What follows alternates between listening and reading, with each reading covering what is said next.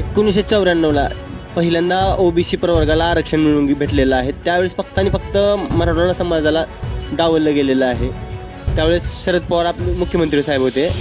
तर या गोष्टीवरती शरद पवार साहेब यांना कुठल्याही आंदोलनामध्ये वगैरे काही बोललं जात नाही आहे. फक्त आणि फक्त जे सरकार सत्तेवरती सरकार आहे महायुती सरकार यांनाच बोललं जाते. तुमची काय भूमिका यावरती? कसं असते माहिती का, आपल्या घरामध्ये आपली काकू असते, आजी असते, आई असते, परंतु लेकराला भूक लागली ना, लेकरू पहिल्यांदा आईकडेच हट्ट धरत असतो. मग हे सत्ताधारी सरकार आज आईच्या स्वरूपामध्ये बसलेलं असताना आम्ही मराठ्यांनी जर त्यांच्याकडे मागणी केली तर आम्ही त्यांनी आमचा हा हट्ट पुरवायला पाहिजे. आणि राहिला प्रश्न शरद पवारचा किंवा राष्ट्रवादी काँग्रेसचा किंवा मग काँग्रेसचा किंवा शिवसेनेचा किंवा भाजपचा, सरकार छक्क्याचा असो किंवा पंजाचा असो, आम्हाला काहीही फरक पडत नाही.